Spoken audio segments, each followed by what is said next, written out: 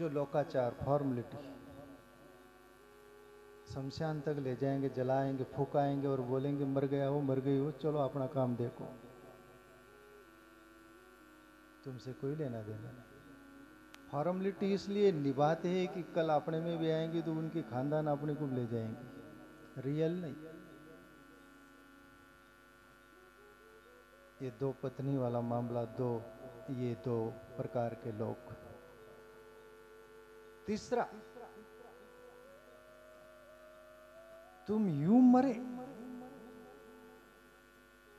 अभी मैं काशी में कुछ दिन पहले, आप भी देखे होंगे न्यूज, अभी तो मेरी 100% टीवी न्यूज देखता, मैं नाटक और पिक्चर मेरा स्वभाव नहीं, जन्मजात स्वभाव नहीं। न्यूज ओल्ड में क्या हो रहा है, इंटरनेशनल न्यूज देखता था मैं, पर कुछ दिनों से मैं 100% में से मेरा टीवी देखना 5% रह गया। मैं 3-3 दिन टीवी देखता नहीं, खोलता नहीं, मुझे टाइम नहीं। पटेल साहब उनसे बोले मैं ध्यान भी करता हूँ तो कुटिया में मेरे चलने के आंखें बंद करके चलता हूँ, मैं कहीं टकरा गया धीरे ऐसे हो जाता हूँ।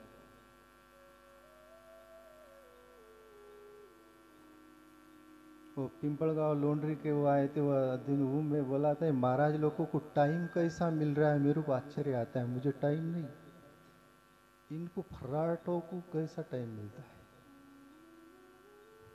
टाइम बहुत कीमती है, ईश्वर का तुम अनुभव कर सकते हो,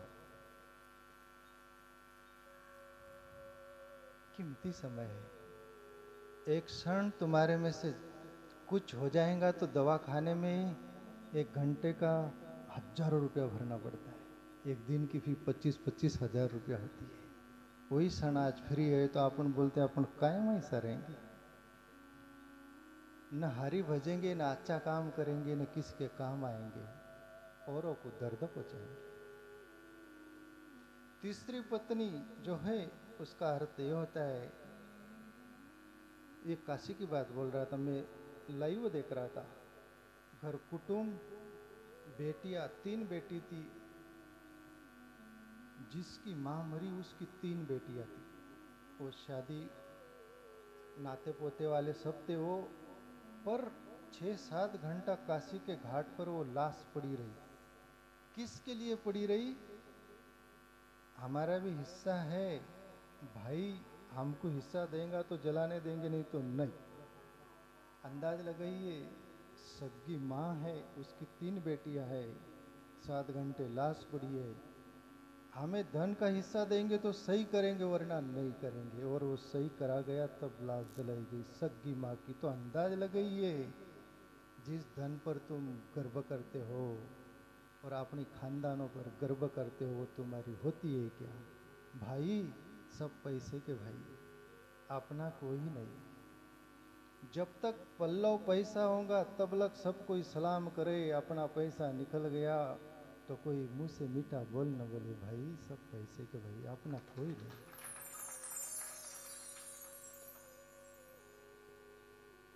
अभिमान करो, खुद भक्ति कर रहे, हरि नाम स्मरण कर रहे, ध्यान कर रहे, ईश्वर की बंदगी कर रहे, दुनिया के लिए भला काम कर रहे, तो वो स्वाभिमान करो कि ईश्वर हमें कुछ सौंपा। पशु पक्षी जी रहे, पेड़ पौधे जी रहे, सब दुनिया जी रही, कीड़ी मकोड़ी की तरह मर रही, वो जिंदगी नहीं, मनुष्य बहुत कीमती है। ये तीसरी बात जो है ना, जो मैं बोला कि तीसरी पत्नी क्या बोली, तुम यूं मरेगी ये हम दूसरों को हो जाएंगे, तुम मरेगी सही लग जाती, दूसरे के खाते पर जमीन चढ़ जाती, घर चढ़ जाता, धन चढ़ जाता है, सब चढ़ जाता है, तुम ठनठन गोपाल होकर मर जाते, राख हो जाते। तो इस पर हम जिंदगी खपा देते हैं, कुटुंब पर, अपने नातेवाईकों पर, धन संपत्ति पर। मरते तब तीनों काम नहीं आती। और चौथी पत्नी सुनने लायक है, वो बोली मैं जन्म के पहले भी आपके साथ थी, जन्म हुआ तभी भी हूँ, और ये शरीर छूट जाएगा मैं तब भी रहूंगी। वो पत्नी है आत्मा। मीरा का एक पद है, मारा जन्म मरण रा, मारा जन्म मरण रा साथी, ताने बिसरू ना दिन रात मरण रासाती ताने बिसरू ना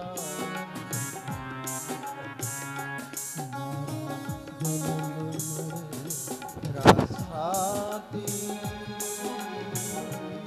ताने बिसरू ना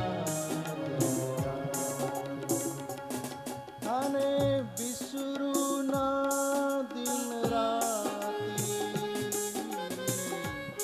थाने बिसरू ना दिन राती मारा जन्म मरण रासाती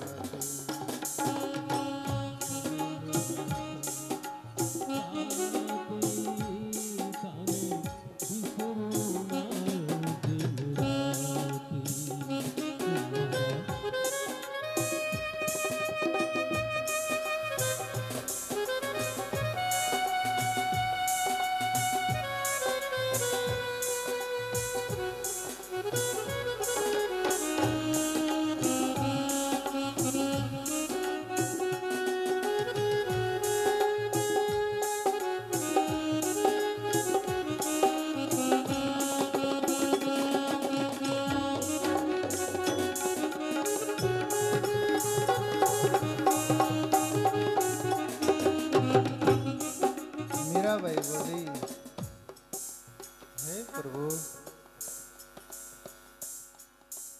जन्म के पहले भी तू मेरे साथ था, अभी जन्म है तभी भी, और ये शरीर छूट जाएगा तभी, और मैं तुझे कैसे भूल सकती हूँ। मीरा को याद आ गया,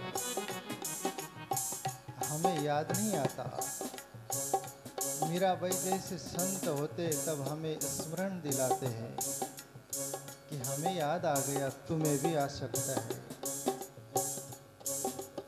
हम जैसे तुम भी हो। स्वामी विवेकानंद एक कहानी, शेर, वाघ, भेड़िया एक तालाब पर पानी पीने जाते, और दैवयोग से वो शेर का बच्चा एक बकरी भेड़ में चला गया, और बकरी भेड़ में पलता है। संगात संजायते काम, गीता का सूत्र है कि जैसी संग होंगी वैसा रंग लग जाएगा। धीरे धीरे बजाओ।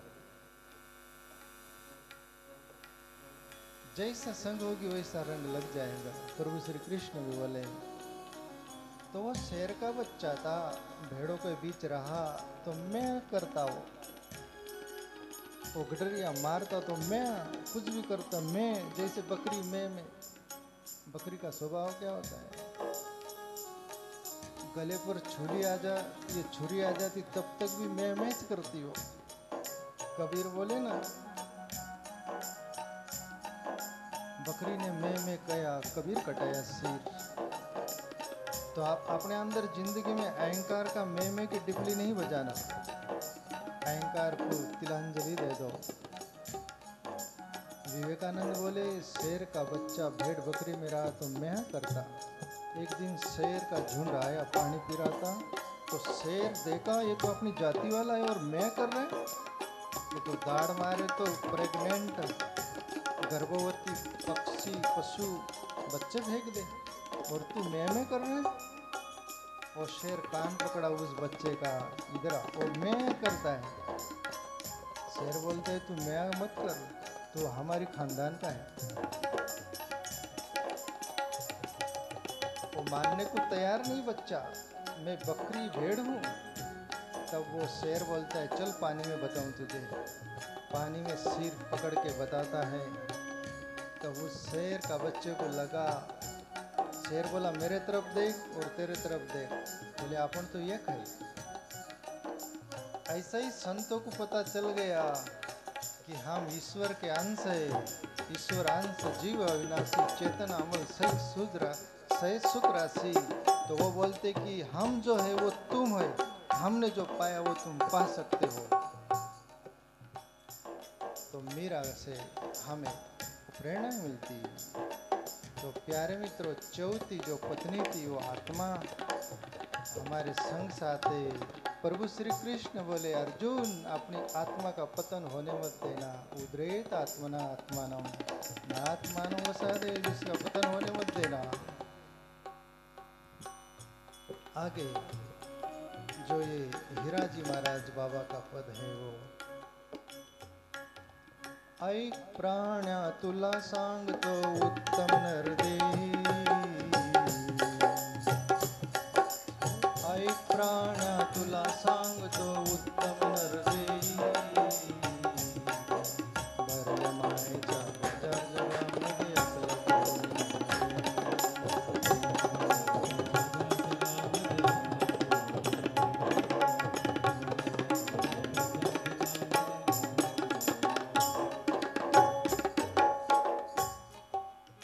बाप रडतो पैसा पायी मला पोटी पुत्र नाही। धीरे धीरे धीरे। बाप रडतो पैसा पायी पोटी पुत्र नाही।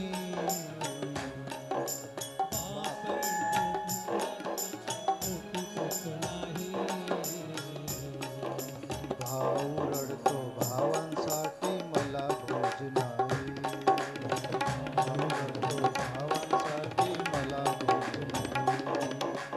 ऐक प्राण्या तुला सांगतो उत्तम नरदेही, ऐक प्राण्या तुला सांगतो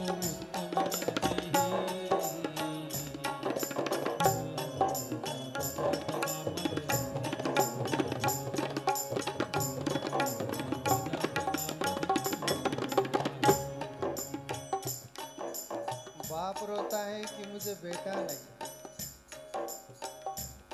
और शास्त्र में आता है तुमको बच्चे बेटे नहीं पैदा हो तो तुम्हारे पर कोई ऋण नहीं, तुम हरि भजन करो।